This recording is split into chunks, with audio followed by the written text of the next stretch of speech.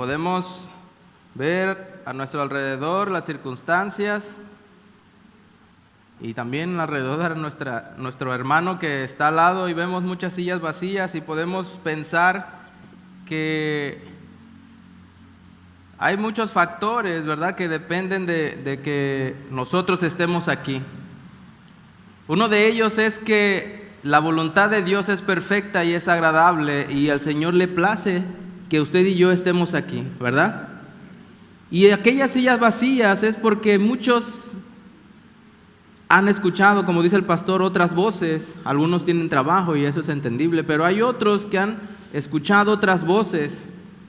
Tal vez el enemigo le susurró en el oído: no vayas, hoy no va mucha gente.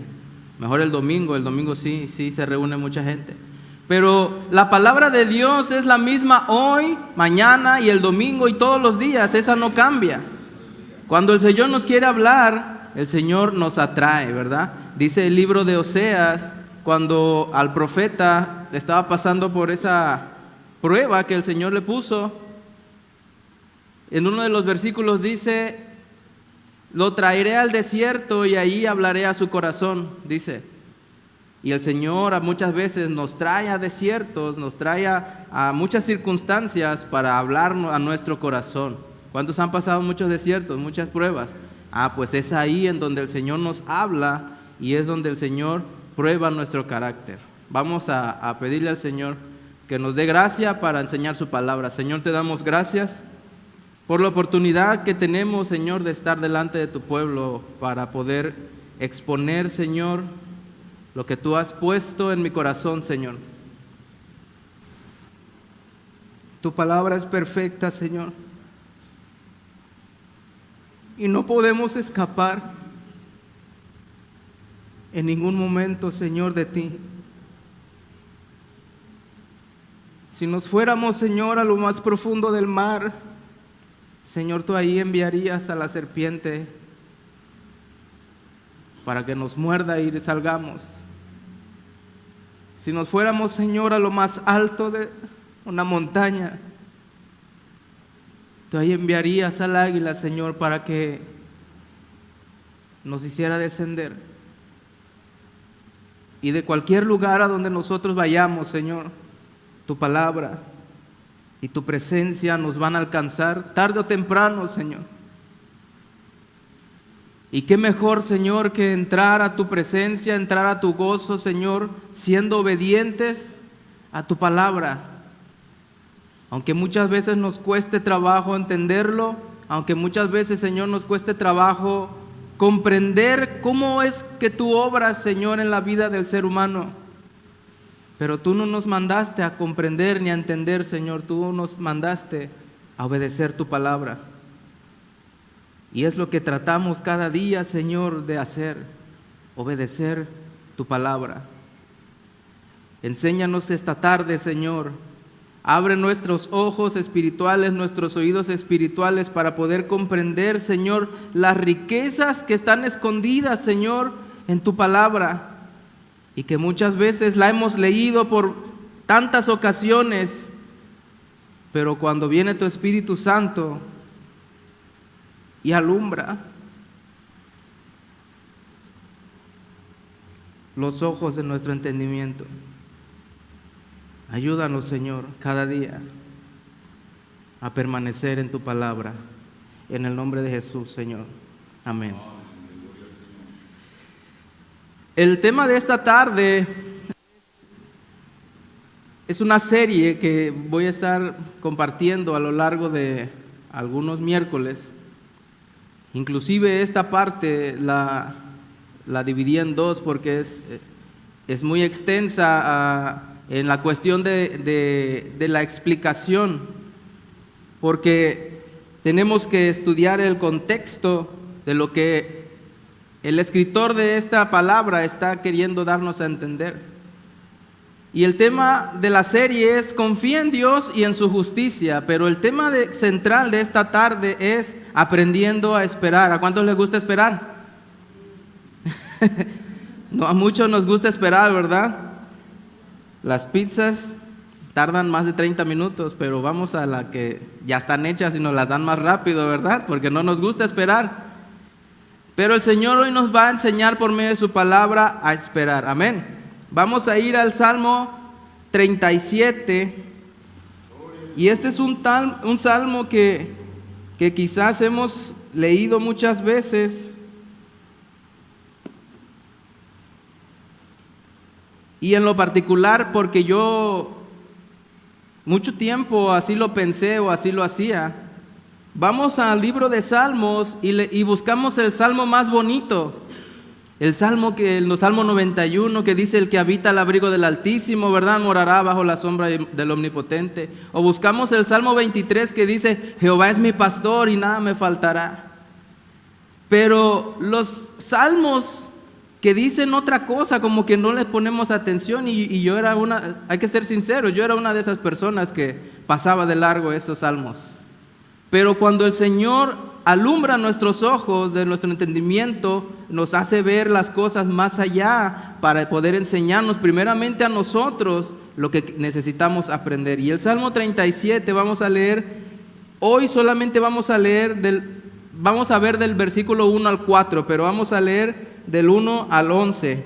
Dice, Salmo 37, versículo 1 al 11, dice: no te impacientes a causa de los malignos, ni tengas envidia de los que hacen iniquidad, porque como la hierba serán pronto cortados, y como la hierba verde se secarán. Confía en Jehová, y haz el bien, y habitarás en la tierra, y te apacentarás de la verdad. Deleítate a sí mismo en Jehová, y Él te concederá las peticiones de tu corazón. Encomienda a Jehová tu camino, y confía en Él, y Él hará. Exhibirá tu justicia como la luz, y tu derecho como el mediodía. Guarda silencio ante Jehová, y espera en Él. No te alteres con motivo del que prospera en su camino, por el hombre que hace maldades. Deja la ira y desecha el enojo. No te excites en manera alguna a hacer lo malo, porque los malignos serán destruidos. Pero dice: los que esperan en Jehová, ellos heredarán la tierra, pues de aquí a poco no existirá el malo.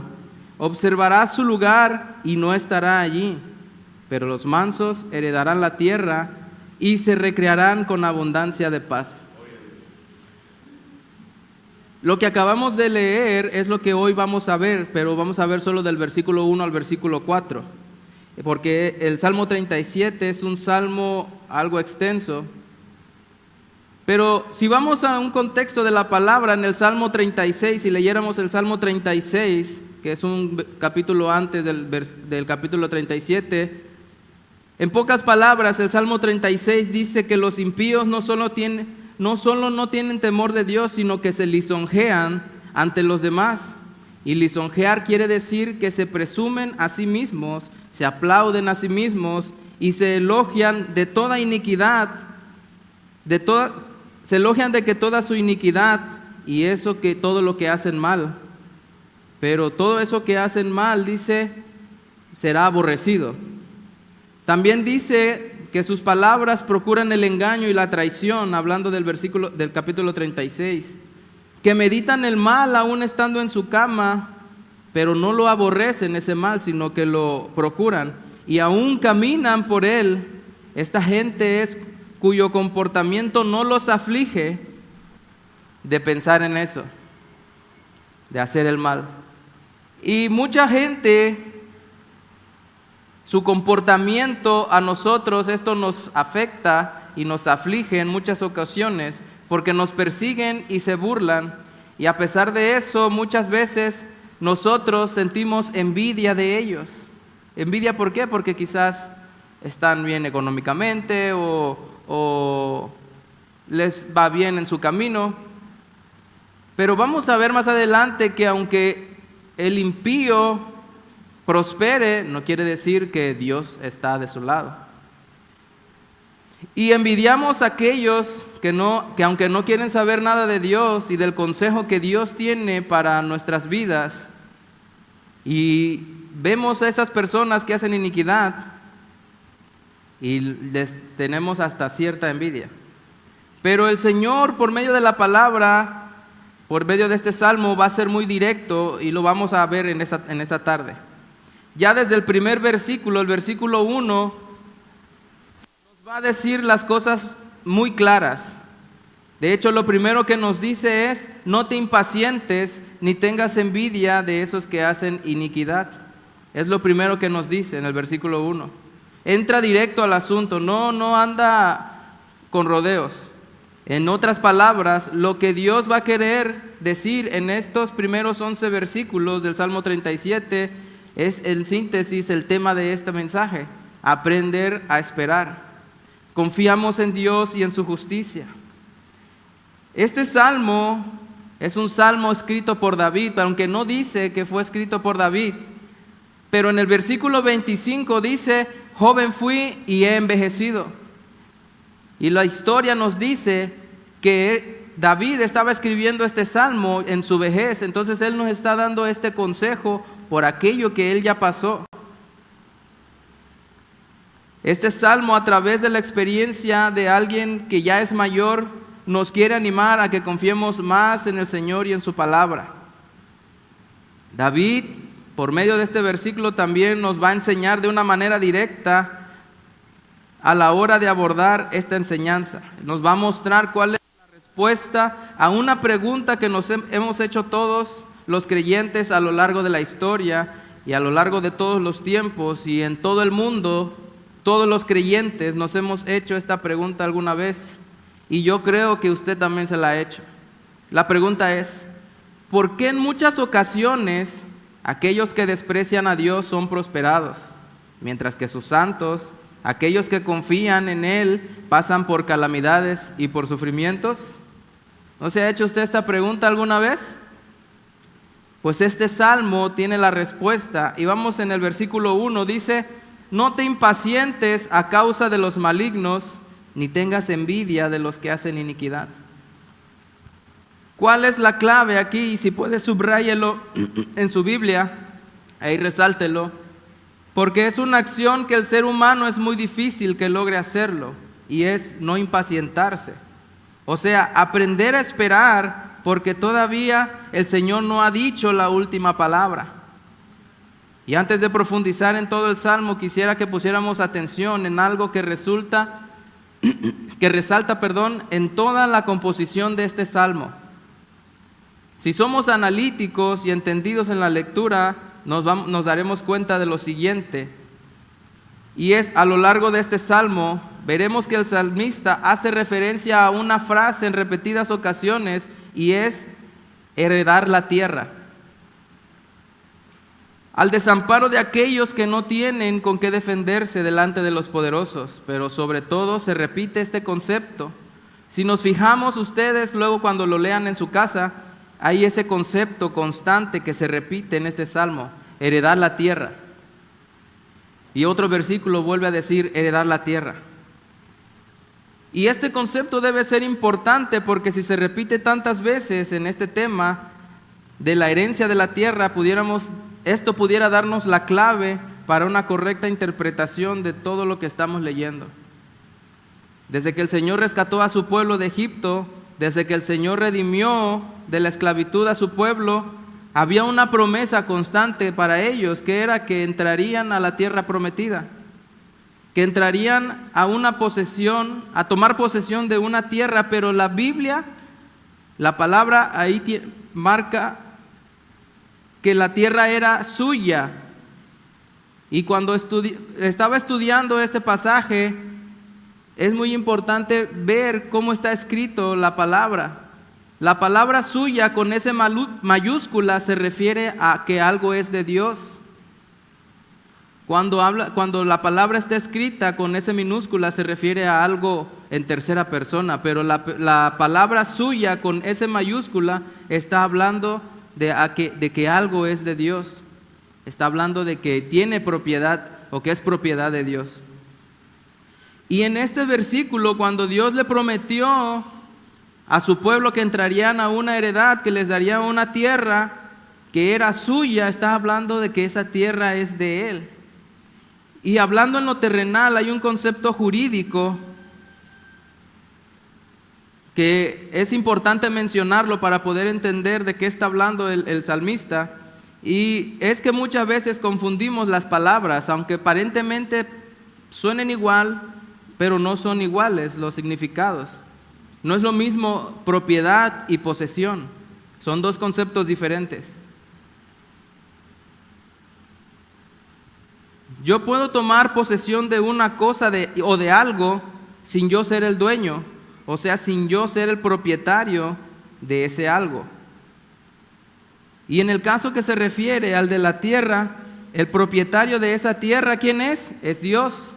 Y lo que Él promete a su pueblo es la posesión, o sea, que el pueblo va a disfrutar de lo que la tierra produzca, pero no le promete la propiedad de ella.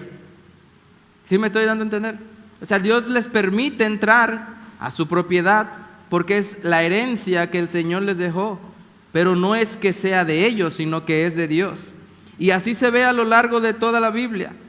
Pero el único versículo que existe en la Biblia, en la Reina Valera 1960, se encuentra la palabra propiedad, pero refiriéndose así a la tierra que Dios le dio a los israelitas. Vamos a ir a Números, capítulo 33, versículo 53.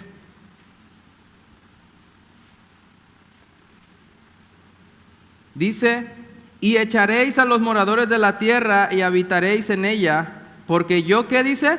Os la he dado para que sea vuestra propiedad. Ese es el único, investigando, ese es el único escenario y el único momento en el que Dios le da algo propio a alguien. Y dice: porque yo os la he dado para que sea vuestra propiedad. Inclusive aquí en este versículo y investigando en el hebreo, esa palabra aquí se traduce propiedad, en realidad lo que quiere decir es posesión. Así que en esta comparativa, que es muy importante para todos nosotros, porque nos va a dar muchas claves de muchas cosas y nos va a quitar muchas veces algo que sufre mucho el ser humano y el cristiano que anda de moda: la ansiedad. La ansiedad de cuando nos enfrentamos a las circunstancias difíciles y a los problemas.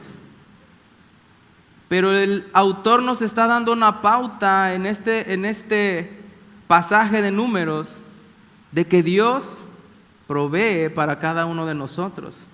Si así lo hizo con el pueblo de Israel, que les dio su heredad, ¿cómo no va a hacer con nosotros? Amén. Es importante esto porque de esta realidad se extraen muchas enseñanzas prácticas a nuestra vida, y entre ellas está el entendimiento correcto de la frase que encontramos en el versículo 1 que dice: no te impacientes. La Biblia nos dice que la porción de la tierra asignada por Dios a cada una de las familias de Israel pasaría de padres a hijos como un derecho inalienable otorgado por gracia como un regalo. Ahora, ¿qué quiere decir esa palabra inalienable? Bueno, significa que es intransferible, que no se puede pasar, porque es algo que ya Dios dio.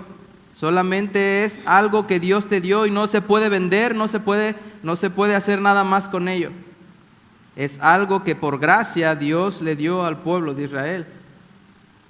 Inclusive en los casos de gran necesidad, aquellos casos en los que alguien se veía en necesidad de escasez, se veía obligado de vender una heredad o un terreno. Dice que la persona no vendía la propiedad, sino la posesión, y por un tiempo determinado, que va desde la venta de esa propiedad hasta el año del jubileo, son 50 años. Ese año la tierra debía volver a su poseedor original. Voy a poner un ejemplo. Imaginemos que el año del jubileo ha sido un año determinado y han pasado 25 años, pero yo tengo la necesidad de vender un terreno en el año 25. Eso significa que quedan otros 25 años hasta el próximo jubileo. Entonces, lo que yo hago es vender esa tierra en función de lo que va a producir en esos 25 años que quedan.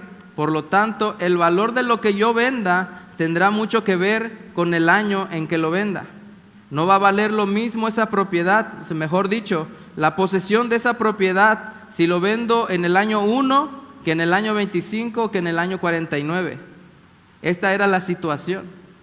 En el año en que esa persona vendiera esa propiedad, al término del año del jubileo, esa heredad tenía que regresar a esa persona. Vamos a ir a Levítico capítulo 25, versículo 10 al 13, para entenderlo más a fondo. Levítico capítulo 25, versículo 10 al 13 dice: y santificaréis el año 50 y pregonaréis libertad en la tierra a todos sus moradores. Ese año os será de jubileo y volveréis cada uno a vuestra posesión y cada cual volverá a su familia. Vea, que aunque hubieran vendido sus propiedades, al término de ese año ellos iban a regresar a tomar posesión de su heredad. ¿Por qué?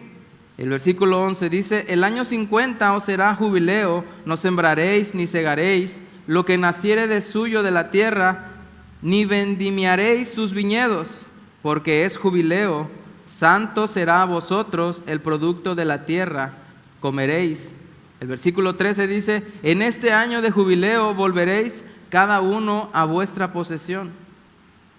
Así pues, el año de jubileo, el pueblo lo que hacía era reclamar la tierra que se había vendido, de modo que no saliera esta tierra del control de la familia o de esa tribu a la cual Dios se la había entregado. Prácticamente estaban prestando sus propiedades por cierta cantidad de dinero, pero el que daba el dinero sabía que va a llegar un tiempo determinado en el que tenía que regresar esa posesión, aunque no le hubieran pagado el dinero. ¿Por qué? Porque era mandato de Dios que todas las tribus de Israel regresaran a su tierra. Amén. ¿Qué tiene que ver esto con el Salmo que estamos leyendo? Tiene que ver bastante, porque es el trasfondo y es el contexto en el que David está escribiendo todo este Salmo 37, ya que la iniquidad y la maldad de algunos, de aquellos que eran los más poderosos de entre el pueblo, llegaba a ser inútil todo este consejo de Dios sobre la posesión de la tierra. La maldad y la avaricia de algunos de los más poderosos hacía que muchos de los pobres, que normalmente coincidía con aquellos que eran los más piadosos de entre el pueblo, se quedaran sin sus tierras debido a las presiones para poder conseguir más tierras y hacerse todavía más grandes y más ricos, y esas presiones, esos engaños por vendérselas. Ya desde tiempos antiguos había engañadores. De esta manera se quedaban como con un papel mojado escrito que a la larga se iba a romper y se iba a desvanecer lo escrito en él. Todas esas disposiciones que Dios había hecho sobre el derecho de la posesión de la tierra a todas las familias de Israel tenía que cumplirse, pero había hombres que quitaban los terrenos, que quitaban las tierras, aún sabiendo que este era un mandato de Dios, y lo hacían sin saber ellos las consecuencias. Ahora surge una pregunta aquí y dice: ¿por qué Dios permitía esto? Bueno, pues porque Dios es Dios. Pero se supone que Dios es un Dios justo. ¿Cómo es que Dios consentía este atropello contra los más débiles, contra las personas que además de su mayoría eran personas humildes y piadosas? ¿Por qué lo disfrutaban los malos? ¿Por qué disfrutaban no solo de los suyos, sino de lo que quitaban de los demás? ¿Por qué disfrutaban los impíos y los justos de Jehová sufrían y tenían temor? Y esto es algo que nosotros también nos preguntamos en muchas veces. ¿No se lo ha preguntado muchas veces eso? ¿Por qué él sí? ¿Por qué yo no? Porque a él sí le va bien. Porque si él no te sirve, ¿verdad? Él que no te sirve y yo que te sirvo, Señor, mira en la condición que estoy. Pero a nosotros no nos han quitado ningún terreno, ninguna heredad. Simplemente porque vemos que el impío prospera en su camino. Pero el hecho de que prospere en su camino el impío y que todas las cosas aparentemente le vayan bien, no quiere decir que su corazón está con el Señor. Muchas veces aparentemente cristianos que son bendecidos, solamente son címbalos que suenan y hacen ruido porque su corazón no está con el Señor. Y su corazón está en las riquezas y no en lo que el Señor puede proveer para él. Amén. Ante toda esta injusticia es normal y no nos debe extrañar que aquellos que se veían explotados y expoliados saltasen contra ella y resultara una rabia dentro de sus corazones, reaccionando con odio, con rabia y ante todas estas circunstancias e injusticias. Y es aquí donde entra el consejo de David y es el contexto en el cual David nos está escribiendo este salmo.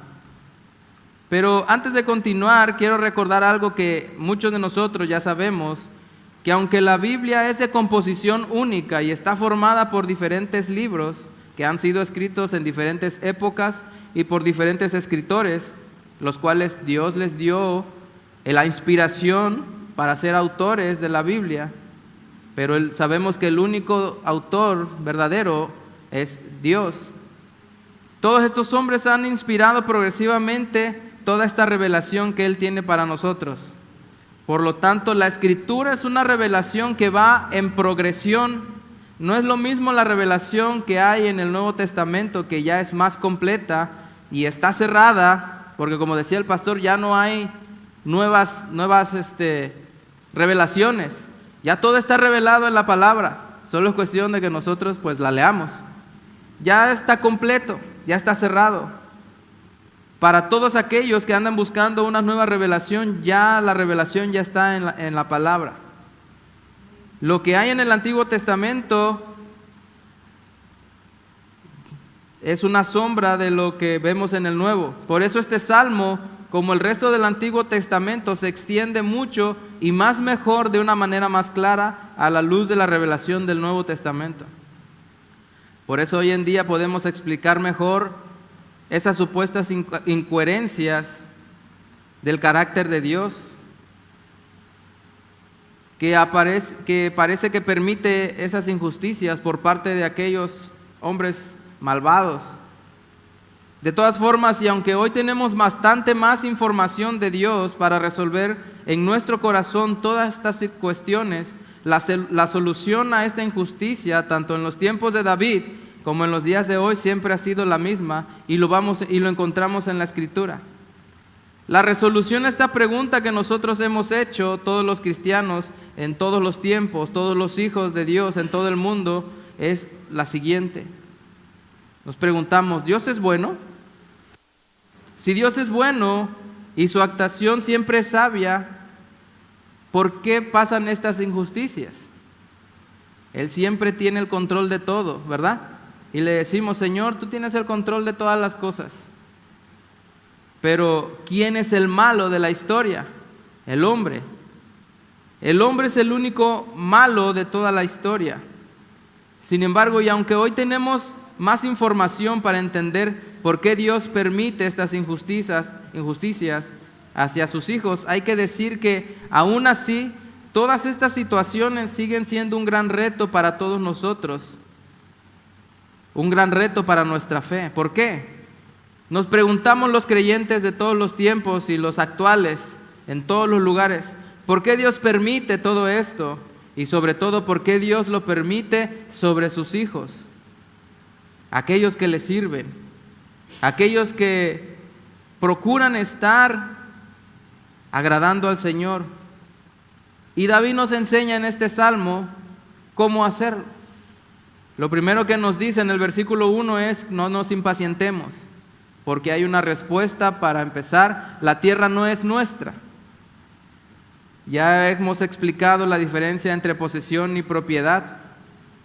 La tierra no es nuestra ni de nadie. ¿De quién es la tierra? Del Señor.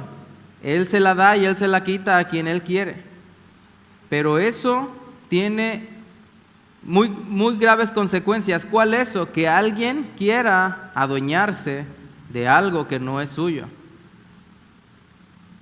Cuando alguien quiere adueñarse de algún terreno a la mala o invadirlo porque tiene muchos años vacío, no hay nadie que lo venga a poseer, Y no solamente esto nos habla de una referencia bíblica que pasó, esto también nos habla de una referencia presente hasta el día de hoy, porque los impíos son los mismos impíos también desde los tiempos pasados hasta el día de hoy, y hasta mejorados. Esto tiene graves consecuencias para todos aquellos que intentan robarle a Dios. ¿Se imagina robarle a Dios algo que es de Él?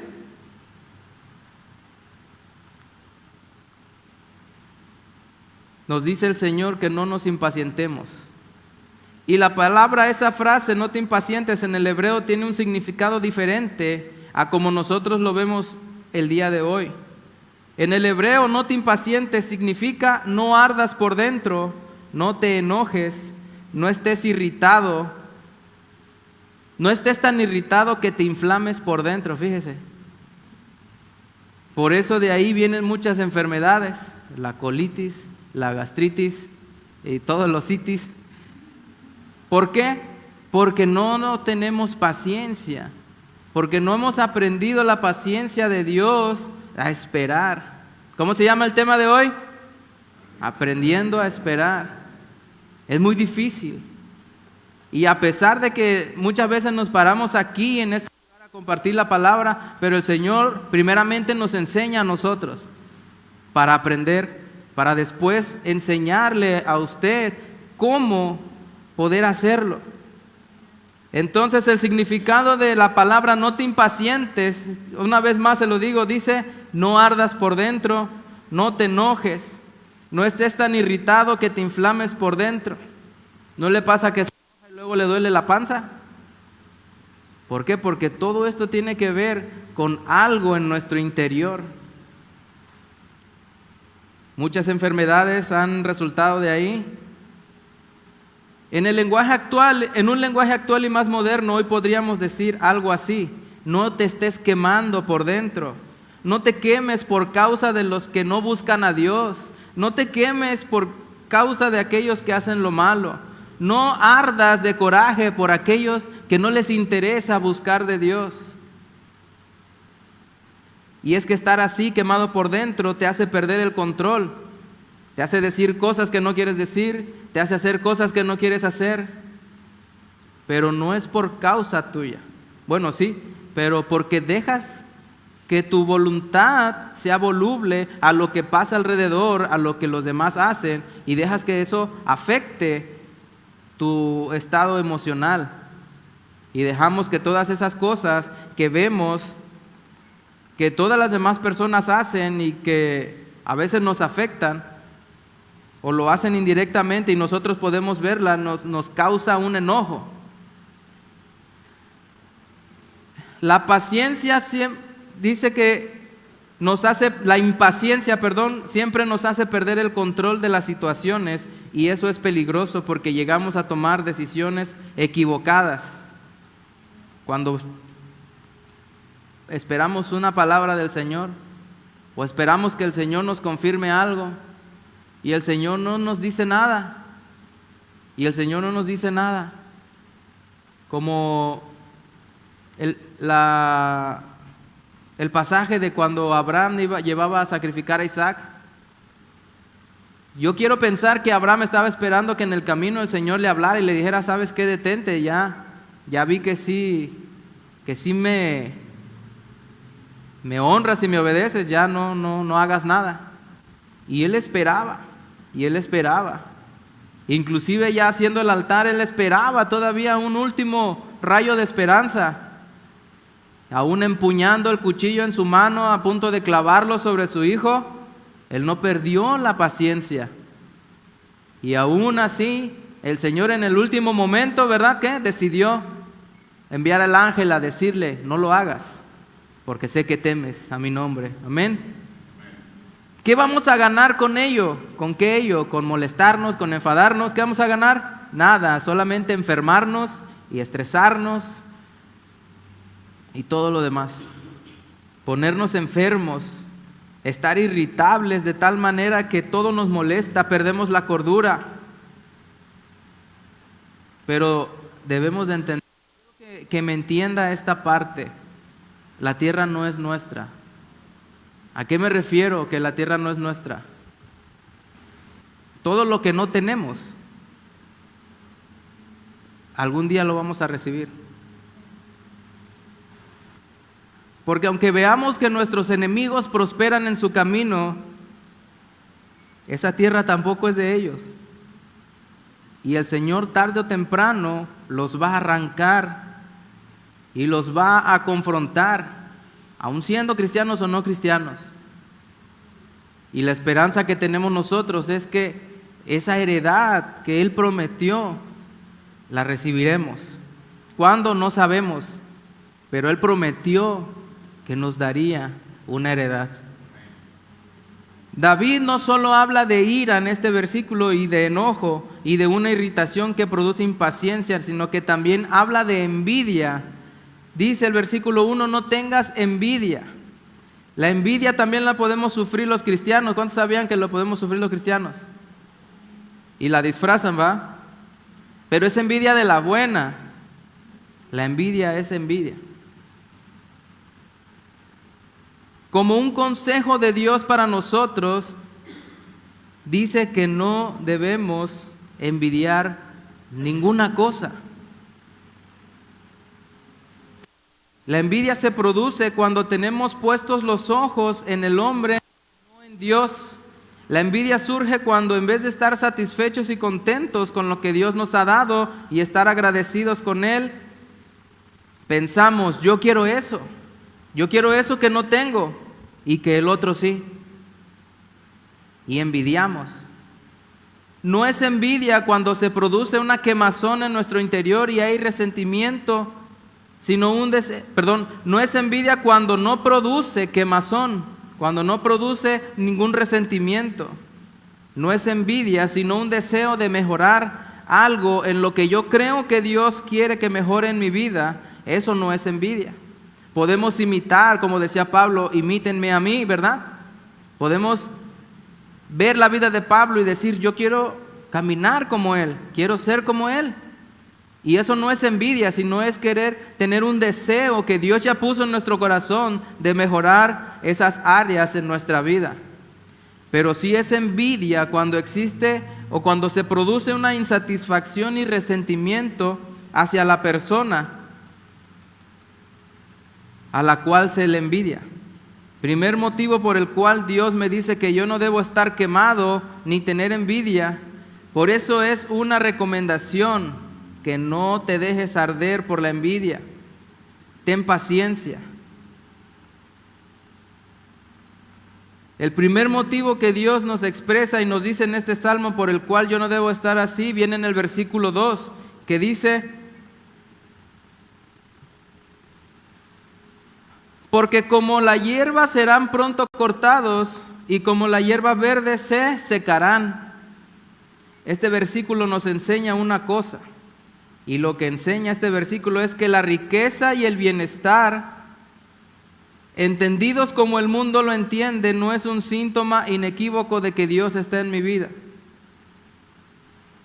Explicado en otras palabras, la riqueza del hombre y el bienestar del hombre o la mujer, cuando hablo de hombre me refiero a la mujer también, todos aquellos bienes y esa riqueza, podemos ver a las personas que tienen muchísimo dinero, pero esto es síntoma de que Dios no está en sus vidas. ¿Por qué? Porque su pensamiento no está en las cosas de Dios. Aunque hay personas hay personas que tienen poder de dinero, pero su dinero lo usan para la obra de Dios y envían dinero a las misiones y levantan iglesias. Hay casos, pero la mayoría, si usted ha conocido, muchos de ellos, aunque tienen bienes y aunque tienen dinero, su corazón está lejos de Él. Por lo menos tal y como lo predican esos que hablan de la prosperidad. Decrétalo, decláralo y todo lo que digas será hecho, ¿verdad? Sabemos que la realidad de Dios no es así. Es verdad que puedo tener bienes, de hecho puedo incluso tener muchos bienes y ser hijo de Dios, Pero tener riqueza no es un síntoma de tener el favor de Dios en mi vida. Además, Dios te puede prosperar mucho y eso alejarte todavía aún más de Dios. Lo que nos dice David es lo siguiente: no los envidies. Es un consejo que nos da. No los envidies, porque eso lo que va a hacer es que provoque celos en tu vida e inflame tu corazón por estas personas que, como dice el versículo 2, serán arrancados y como la hoja verde serán secados. Y no lo digo yo, aquí lo dice la Biblia. No te preocupes, yo tengo el control, dice el Señor. Amén. Pronto serán cortados y como la hierba verde se secarán, dice el versículo 2. Esto acerca de los impíos que aparentan bondad. Es muy difícil decir, ¿verdad? No te quemes o no hagas coraje, ten paciencia. Es muy fácil decirlo. Pero ¿cómo puedo yo evitar estar quemado por esa gente? ¿O cómo puedo yo dejar de irritarme? ¿Cómo puedo evitar dejar de tener esa envidia que me puede llevar a tomar decisiones equivocadas? Y esas decisiones equivocadas pueden afectar a nuestros hijos, pueden afectar las generaciones que vienen delante de nosotros. Posiblemente Dios está tratando con nosotros de una manera en la que quiere sacarnos de la zona de confort. Pero como tenemos esa envidia, esa necedad, ese enojo en nuestro corazón, pensamos que nuestras decisiones son las correctas ante la voluntad de Dios. Pero esto pasa porque la envidia y todas estas cosas nos cegan y nos hacen tomar decisiones equivocadas. ¿Qué es lo que debo hacer para conseguirlo? ¿Conseguir qué? Estar bien. El versículo 3 nos dice: confía en Jehová y haz el bien, y habitarás en la tierra y te apacentarás ¿de qué? De la verdad. Puede que los impíos tengan muchas cosas materiales, pero lo que ellos no tienen y lo que nunca van a tener si siguen así es la verdad. ¿Y quién es la verdad? Cristo es la verdad. Cristo trae la paz. O sea que si un cristiano siempre tiene la paz de Dios, aunque carezca de otras muchas cosas, tiene la bendición de Dios y el favor de Dios, ¿verdad? Dice una canción de no soy pobre porque, ¿por qué? Porque no, yo soy pobre porque no soy rico. ¿O cómo dice? Yo soy pobre, no soy pobre porque tengo a Cristo, dice. Mas el rico sin Cristo son pobres y los pobres con Dios somos ricos. Amén. Y esto es lo que el Señor nos quiere dar a entender, que a pesar de que muchas veces vamos a carecer en esta tierra muchas situaciones, pero cuando tenemos la paz de Dios, eso nos llena. Y la paz de Dios dice que sobrepasa todo entendimiento. Esa es la confianza que tenemos de tener en Dios, lo que proporciona nuestra paz. La paz que Dios otorga también es el disfrute de las cosas que nosotros tenemos en la tierra. Y aunque sean pocas, pero Él nos dice, habitarás en la tierra. Y es que habitar en la tierra de verdad no consiste en tener muchas cosas. Porque puedes tener muchas cosas y no poder disfrutarlas. Habitar en la tierra de verdad como Dios quiere, con la paz de Dios en tu corazón, es algo que no se puede comprar. Por mucho dinero que tengas, no lo puedes comprar. Y de hecho lo vemos en muchas personas ricas. Es algo que es lo único que tienen, dinero. Pero les falta eso, la paz de Dios. Pueden tener todo el dinero del mundo, pero no pueden comprar la salud para sus familiares. No pueden comprar la salvación, no pueden comprar la gracia, no pueden comprar el favor de Dios. El joven rico quería seguir al Señor. ¿Y qué le dijo? Vende todo lo que tienes y repárteselo a los pobres. Dice, y entonces puedes seguirme. Pero él se entristeció en su corazón. ¿Por qué? Porque su corazón estaba en el dinero, en todos sus bienes. A pesar de que él con sus labios hablaba o predicaba de Dios, porque ya en otras predicaciones expliqué que el joven rico era un funcionario del gobierno, pero él ya había conocido de Dios, él ya andaba con Cristo. Pero se animó a decirle al Señor: Señor, yo te seguiré. A ver qué le decía al Señor, y el Señor lo confrontó. Y le dijo: vende todo lo que tienes, y bueno, ya sabemos la historia. Esa parte sobrepasa todo entendimiento. ¿Qué parte? La paz. Y que solo Dios se la da a sus hijos, no se puede comprar, es un regalo a todos aquellos que confían en Él. ¿Cuántos confían en el Señor? La primera palabra que vimos ahí, y que se alimenta, o sea, que se apacientan de ellos, pastos verdes, es la palabra del Señor, porque la verdad es su palabra, y esos pastos verdes es la misma voz de Cristo hablando a nosotros. La confianza es fundamental para aceptar los juicios de Dios, y lo vuelvo a repetir una vez más. La confianza es fundamental para aceptar, incluso a veces hasta para entender, porque a veces no entendemos. La confianza en Dios es fundamental para aceptar, y a veces hasta para entender los juicios de Dios, que es un abismo muy grande de entender. No podemos entender los juicios de Dios, no podemos entender los designios de Dios, por qué lo hace así. Dice una parte en la Biblia que no podemos preguntarle al Señor por qué, cómo fue que midió la tierra, ¿verdad? No podemos cuestionar al Señor. Todos sus designios son perfectos. Esta confianza en Él implica que yo estoy seguro de que Dios no solo actúa correctamente, sino de que también lo hace justamente en mi vida. Y el más que la maldad de los impíos tendrá su castigo. Y surge otra pregunta: y mientras confío en Dios, ¿qué es lo que me pide Dios que yo haga? El versículo 3 que acabamos de leer nos dice: haz el bien. Tenemos que tener cuidado de no tomarnos la justicia de Dios como si fuera nuestra. Recordemos el contexto en el que está hablando, de que se estaban robando la propiedad aquellos hombres impíos para hacerse más poderosos. Tenemos que tener cuidado de no tomar la justicia por nuestra propia mano,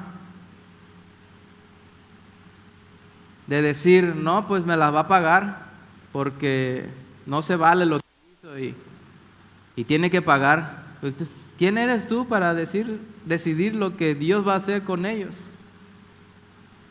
No sabemos el final que Dios tiene para con ellos. Muchas veces tienen un final terrible, pero eso no nos toca a nosotros, eso le toca a Dios. De hecho, confiar en Dios significa que no nos venguemos nosotros mismos, sino dejar lugar a la ira de Dios, porque escrito está: yo pagaré, dice el Señor. Amén. Esta venganza del Señor no se produce por un resentimiento de Dios, porque Dios es santo. Dios no tiene resentimiento, en Él no hay resentimiento. Esta venganza es una venganza santa. ¿Por qué? Porque es una venganza de justicia. La justicia de Dios es la que va a caer sobre todas aquellas personas que no hacen lo correcto delante de Él. Confía en el Señor, dice el versículo 3, y haz el bien. Hacer el bien, de hecho, no es fácil. De hecho, hacer el bien es imposible. No porque lo diga yo, sino porque está escrito. Dice: no hay quien haga lo bueno, no hay ni siquiera quien, uno. No hay quien sea bueno. Inclusive el Señor Jesús decía: ¿por qué me llamas bueno? ¿Verdad? Sino bueno solamente nuestro Padre que está en los cielos. No hay justo ninguno quien haga lo bueno. Sin embargo, todas las religiones alrededor del mundo, incluida la religión cristiana en algunos contextos equivocados, entienden que esta es la verdad amalgamada en ritos y normas a cumplir como unos manuales de obligación. Y lo que dicen las religiones es: pórtate bien para que te vaya bien. Pero no nos dicen: arrepiéntete de tus pecados para que te vaya bien. Con el solo hecho de que te portes bien, vas a estar bien. Pero no podemos portarnos bien porque es nuestra naturaleza pecadora de que pecamos a cada momento, a cada instante, inconscientemente, en nuestra mente también estamos pecando. Por eso no hay quien haga lo bueno. Este versículo nos dice que hagamos el bien, pero ¿cómo puede ser esto posible si no hay quien haga lo bueno, ni siquiera uno? Lo que hacemos es el resultado de lo que somos. ¿Sí entendemos? Un árbol de peras no puede dar manzanas y viceversa, un árbol de manzanas no puede dar peras. Lo que hacemos es el resultado de lo que somos. Diga conmigo, lo que hacemos es el resultado de lo que somos. Y no podemos hacer aquello que no somos, hermanos. No podemos combatir contra la santidad de Dios. Puede que de una manera circunstancial y por interés alguien pueda hacerlo, pero de una manera sistemática y con la intención correcta que Dios quiere que tengamos con el corazón para hacer todas las cosas, y no es posible. Surge otra pregunta: ¿cómo es posible vencer la amargura y la envidia? Lo vemos en el versículo 1. También hacer el bien que se me pide está en el versículo 3. Pero esto a través de un nuevo nacimiento. No viene solo, no porque yo sea bueno, no porque yo me dedique. Debe de haber en nosotros un nuevo nacimiento. Debemos de morir al pecado. Debe haber un constante arrepentimiento de nuestra condición caída. Por eso es que esto no es ninguna religión, sino una relación personal con Cristo, con Dios.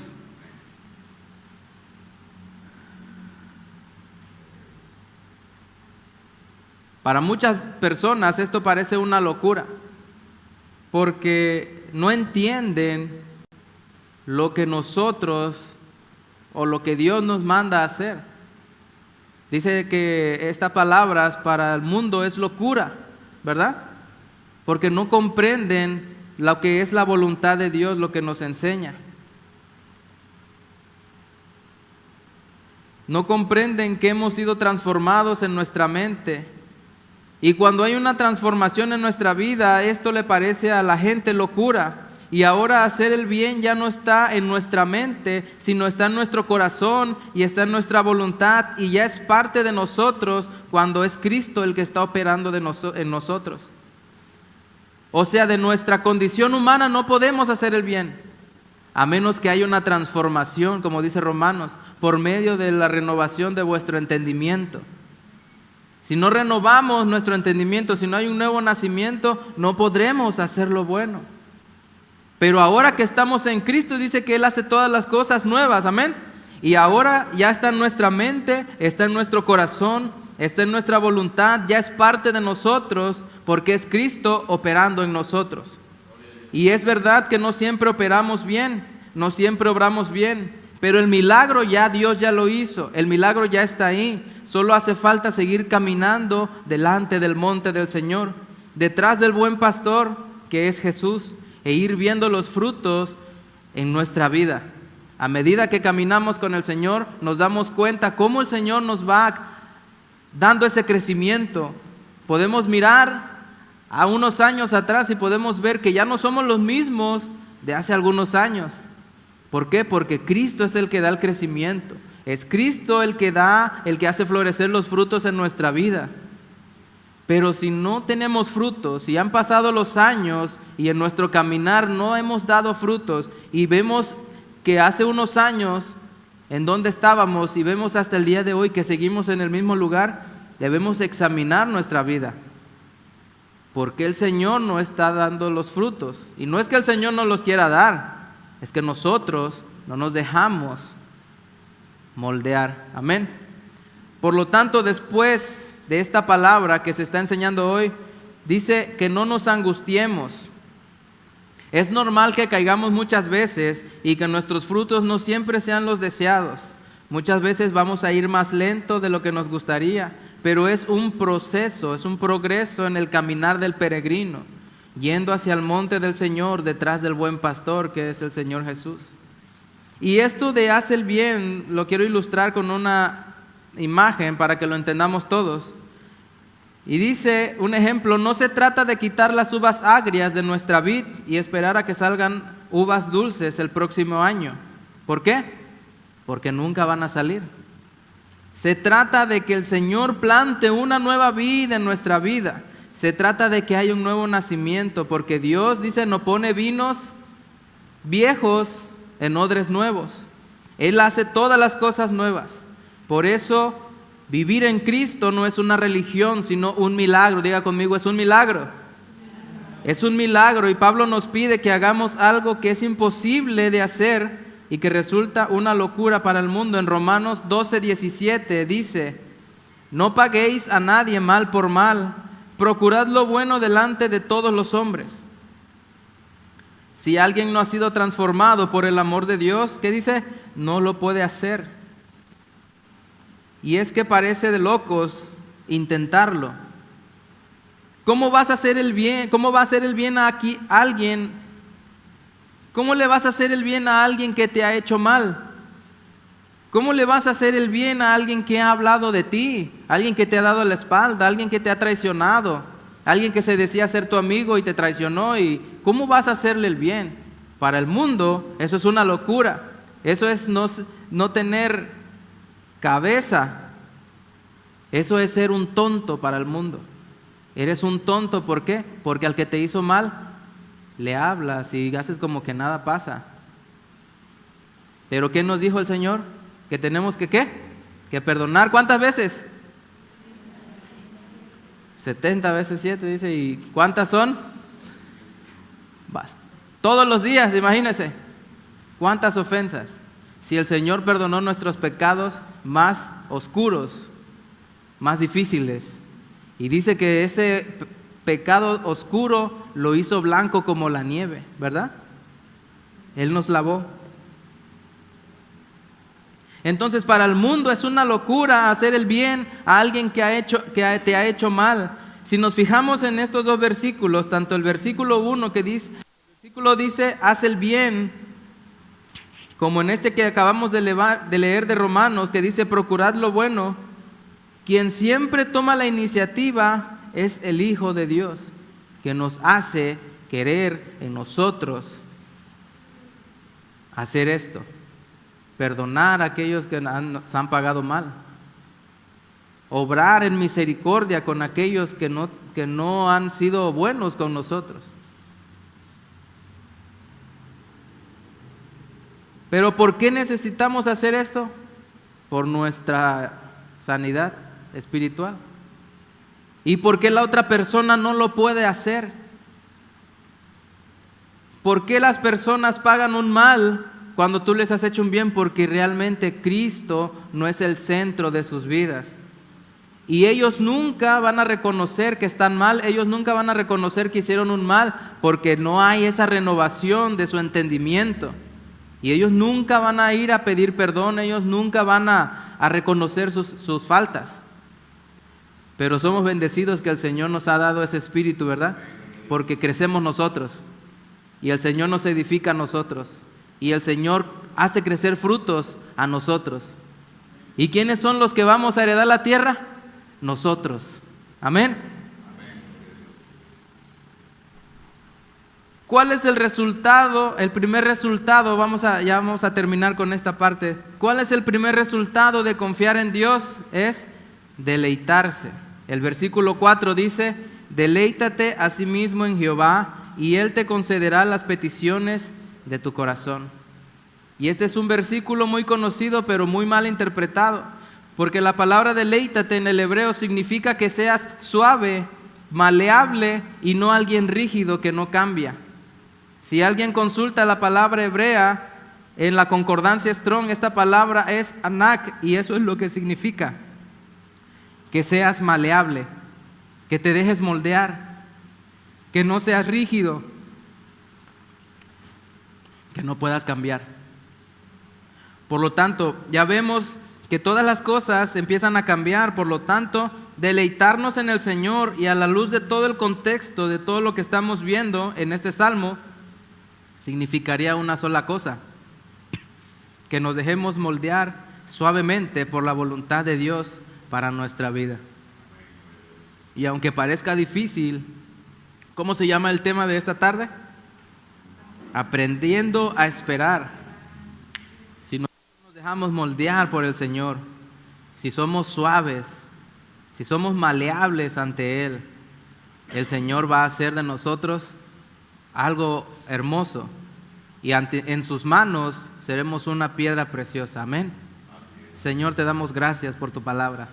Gracias porque, Señor, tú nos has alumbrado nuestros ojos, Señor, y nuestro entendimiento para poder comprender más acerca de tu palabra, Señor, y que esta palabra, Señor, nos llene, nos haga entender, Señor, que somos nosotros quienes vamos a heredar la tierra, esa herencia que tú nos has dejado en Cristo Jesús.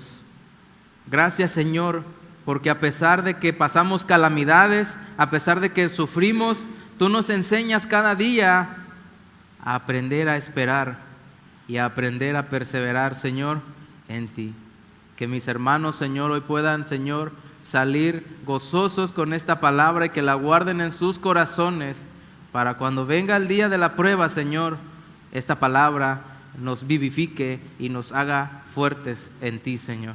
En el nombre de Jesús te damos gracias. Amén.